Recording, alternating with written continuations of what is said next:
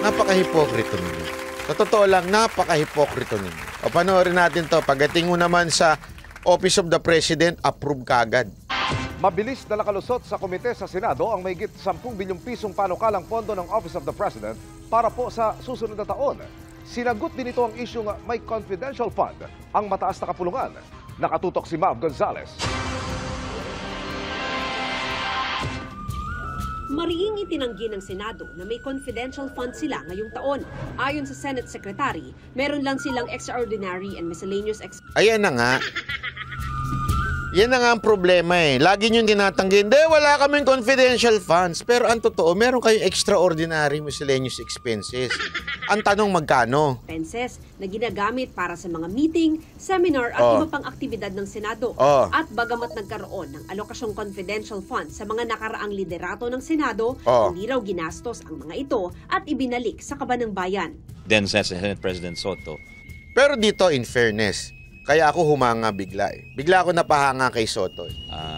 Hindi niya ginamit yung 100 million at 100 million din. Kasi tandaan niyo ha, eto mga to, actually, ang galing din na sumegwe ha. Bakit? Hindi naman natin pinag-uusapan yung panahon ni Senator Soto eh. Hindi yun ang ating pinag-uusapan dito. Etong sinasabi nilang 2020, si Soto pa ang Senate President. 2021, si Soto pa rin ang Senate President. 2022, siya pa eh, yung kalahati. Diba? Yung kalahati lang, yun na yung si Subiri. Pero yung kalahati, siya pa rin yan. And yet, kaya nga ako sa totoo lang ha, nabilib eh. Honestly, sabi ko nga eh, marami naman lumalait kay Soto dahil artista, ganyan-ganyan. Ako, personally, I had an experience with him in a sense, nung panahon na nung kay Mocha at nagpupunta kami sa Senate. Matino yung tao. Pagkakausap mo, makikita mo yung sincerity ng mama. Maraming kumokontra, maraming umaano, pero ako, pasensya na ha, pero ako, kung galit kayo, ewan ko sa inyo, basta ako, sincere ako dun sa tingin ko itong si Senator Soto, sincere na tao. Kaya nga, at siya pang, kaya nga, ako nakasama ho siya sa listahan ko. Walang biro, bakit? Isa ho siya sa mga may ayaw sa Soji Bill. Isa ho siya sa may ayaw sa mga kaek-ekan dyan. Kaya ako, nasa listahan ko yan.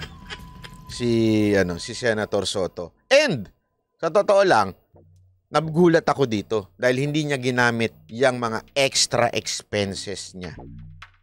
Ang mga ito at ibinalik sa kaban ng bayan. Then says Senate President Soto, hindi niya ginamit. So siguro standby lang. Gusto nila may standby sila pero hindi nila nakita yung pangangailangan. Pwede naman yan. Sagot naman ng Senate Committee on Finance sa mga... Ang tanong yung ngayon. Senator Anggaray ngayon, ginamit ba o hindi? batikos na walang liquidation ng extraordinary expenses, ino-audit pa rin Si Senator Soto, I think ano siya, he is running for senator. I think I'm not sure, di ko naman siya kilala na ano eh. Pero I think kasi lumalabas siya sa survey, ang taas niya din sa survey. Ito ng Commission and Audit. Kanina mabilis lumusot sa komite ng Senado ang panukalang 10.7 billion peso 2024 budget ng Office of the President na merong 4.56 billion pesos na confidential at intelligence fund. At alam nyo ba, eto sorry to say pero alam ko kasi ito eh. Kasi siyempre may mga kilala rin tayong tao sa Senado. Alam nyo ba si Senator Soto? Siya mismo nagdadrive ng sasakyan niya at wala siyang mga pulis na backup, wala. At totoo lang walang biro. May mga nagkwento kasi sa akin yan eh. May mga kaibigan pa ako dyan eh na nagtatrabaho. Well, isa ho si Senator Soto na walang backup. Wala ho siyang, hindi ho nagpapa-VIP yung mama. Kaya ako nabilib eh. Yan ay kahit nauna nang tumutol ang Senate Minority Leader dahil sibilyang ahensya ang Office of the President at dapat... Ay, hindi naman. Mali naman yan. Sorry Senator Coco. Sa tingin ko lang Senator Coco Pimentel, I think sa bagay na yan, mali po kayo. Sa tingin ko lang Kasi bakit kanyo? Ang Office of the President, napaka-importante na may confidential funds yan. Even if I don't like Marcos, I think importante na may confidential. Kasi pagdating sa intelligence, walang pinakamerong information na nakukuha kung hindi ang presidente. In fairness naman, wag naman tayong Wag naman tayo yung negatibo na, hindi, wala si BP, kailangan wala din yung presidente. Hindi ganun.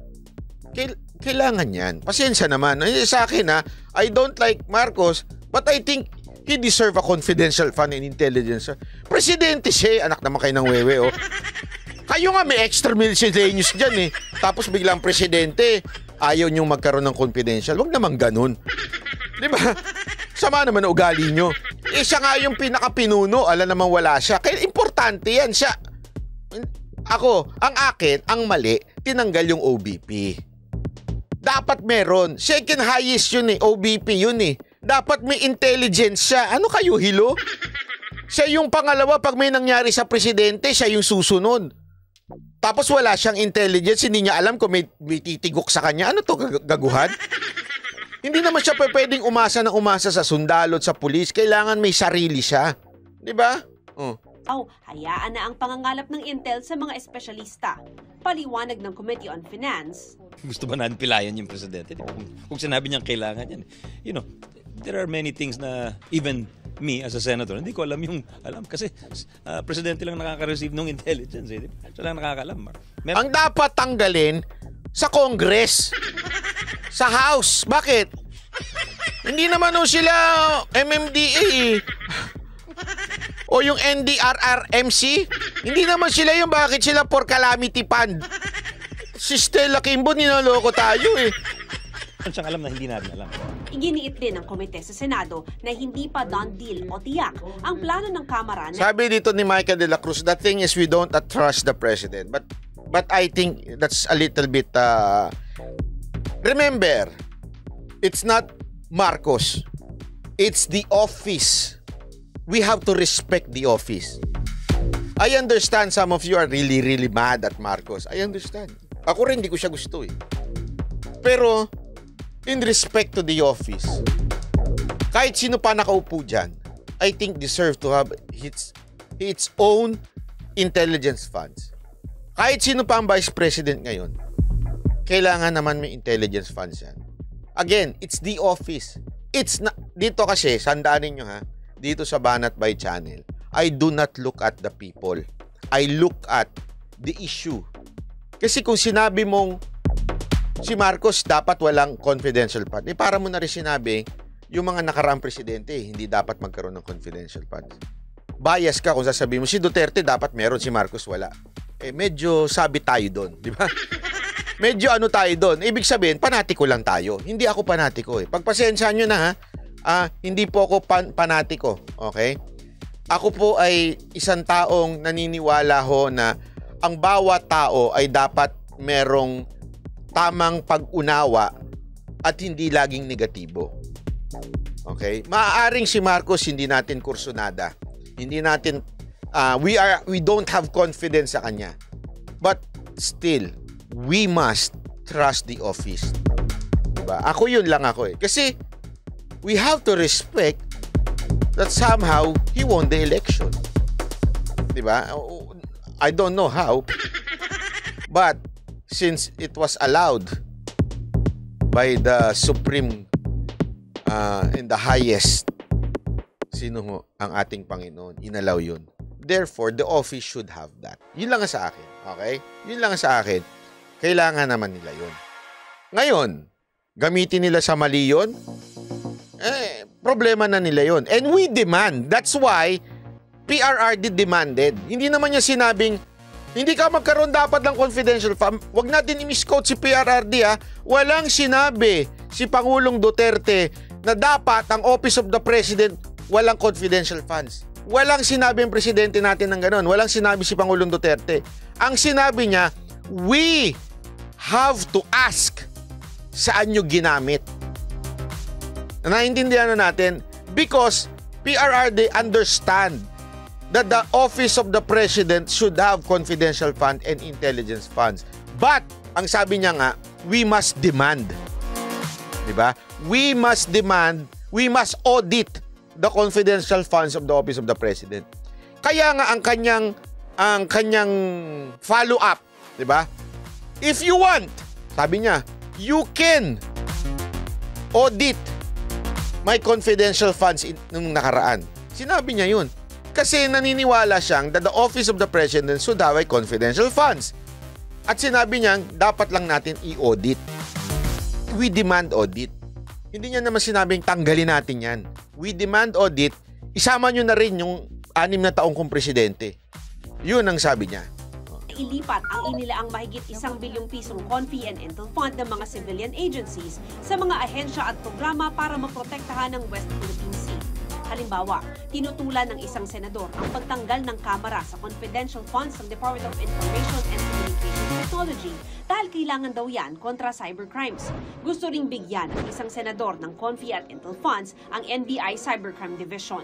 Kusa ng sinabi ng Office of the Ombudsman na ibaba sa 1 million pesos mula sa panukalang 51 million ang confidential funds nila para sa 20... Alam mo, etong problema kasi, sa totoo lang pinuna ni ni Roque, etong si Stella Kimbo.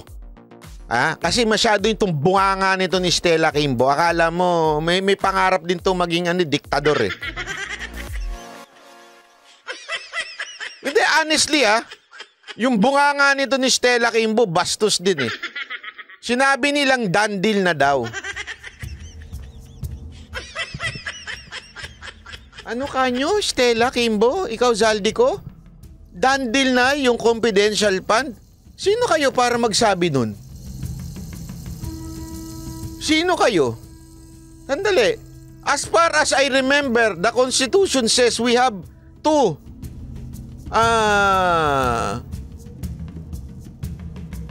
legislative branch divided into two. Congress, House of the Representative, and the Senate. Kaya nga may BICAM eh. Diba? Kaya nga tayo may BICAM. Ano ba ibig sabihin ng BICAM? Dinidinig dito yung budget ng mga congressman, mga congressman, mga buwakan ng ina, nandito. Tapos itong Senate, dinidinig din nila. Tapos, magsasama ngayon to. Ang tawag doon, BICAM. Pag-uusapan nila. Ang kapal naman ang mukha nyo para sabihing done deal. Mga diktador kayo?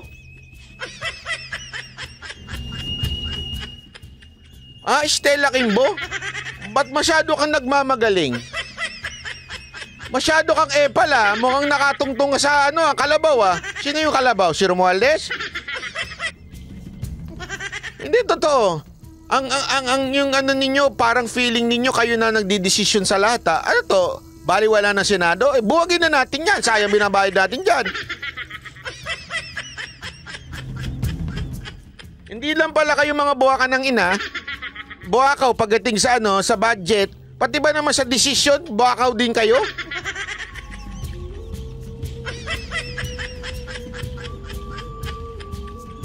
Hindi, yun ang totoo Kasi ang lakas ng loob nilang sabihin, done deal na to. Alam mo sa totoo lang eto pasensya na marami na bastos ang senador doon.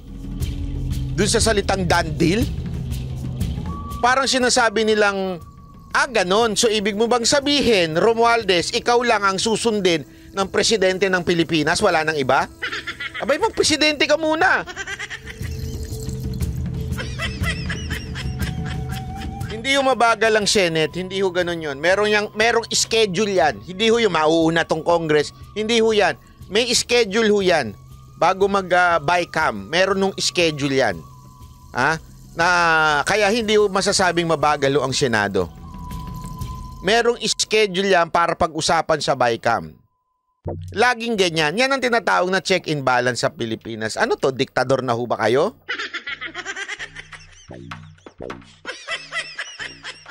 Hindi ako nagtatanong lang Kayo Zaldico at saka Stella Kimbo at saka Speaker Romualdez. Ano yung asal ninyo? Asal presidente? Kayo na nagdidesisyon sa bayan natin? Wala na itong mga senador? Buwagin na natin itong mga senador. Sayang ang binabayad natin. Ang tindi ninyo, kapal ng mukha ninyo. Hindi, sa totoo lang, kapal ng mukha nyo. Ang lupit ninyo, mga ewan ko sa inyo. Kapal ng mukha ninyo. Bago kayo magsalita, Stella Kimbo at Zaldico at Romualdez, ilabas nyo nga muna yung audit kung saan nyo ginamit yung pera ng opisina nyo noong 2022. Sige na, ang yayabang ninyo Ilabas nyo.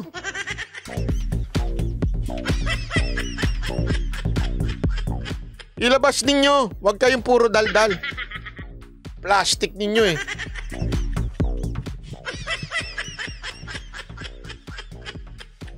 Oh, ay nako, wala kayong ano. Ay na.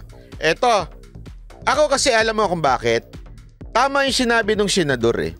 Dapat yung DICT, although ngayon, palpak, kailangan may intelligence funds. Alam nyo kung bakit? Eto, ang daming kapalpakan sa DICT.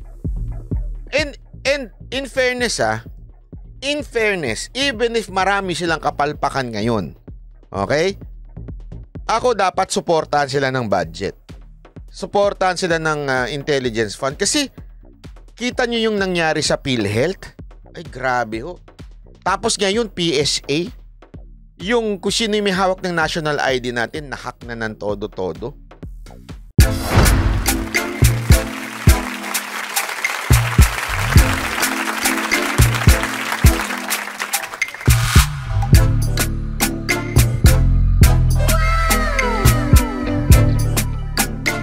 The next performance will start momentarily.